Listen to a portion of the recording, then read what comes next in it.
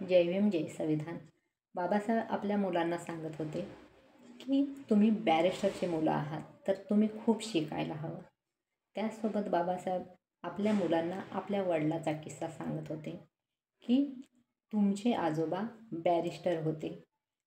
तर ज्यावेळेस मी बॅरिस्टर होऊन आलो त्यावेळेस लोक कौतुकाने तुमच्या आजोबाला म्हणायचे की सुभेदार, बघा तुमचा मुलगा केवढा मोठा शिकून आज बॅरिस्टर झालेला आहे.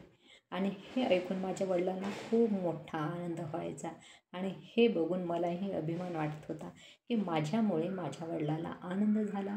आणि त्याचसोबत बाबासाहेब आपल्या मुलांना म्हणत होते की आता तुम्ही तर बॅरिस्टरचे मुलं आहात, मग तुमच्यावर खूप मोठी जबाबदारी आहे. माझ्याहीपेक्षा मोठे व्हायला पाहिजे, ही माझी अपेक्षा आहे, माझं स्वप्न आहे, हे बाबासाहेब आपल्या मुलांना सांगत होते. बाबासाहेब त्याचसोबत मुलांना आपल्या परिस्थितीचं भानही सांगत होते. हे जे आज मी सूटबूट तुमच्या समोर घालून दिसत आहो, तर हे खूप मेहनतीनं कमावलेलं आहे. त्याच्यामुळे तुम्हाला जे मिळत आहे त्याच्यात तुम्ही समाधानी राहा आणि खूप शिक्षण शिकून खूप मोठे व्हा, हे बाबासाहेब आपल्या मुलांना सांगत होते. मग आपणही बाबासाहेबांची लेकरं आपण स्वतःला मानतो.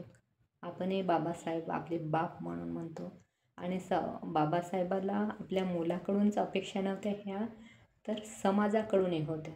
बाबासाहेबाला नेहमी वाटायचं की मी जे हाल अपेष्टा आणि अपमान सहन केला जातीभेदाचा, हे माझ्या मुलांना किंवा माझ्या समाजाला नाही सहन करावं लागेल. म्हणून बाबासाहेब नेहमी म्हणत होते, शिका, संघटित व्हा आणि संघर्ष करा. बाबासाहेबच नेहमी म्हणत होते की माझा समाज खूप शिकला तर माझा समाज झुकणार नाही आणि माझ्या समाजाला कोणीही झुकवणार नाही. कारण का शिक्षण हे वाघिणीचं दूध आहे. तर माझा समाज खूप शिक्षण घेऊन पुढे गेल्याच्या नंतर माझ्या समाजाला झुकवण्याची कोणालाही हिंमत होणार नाही, जशी की मला.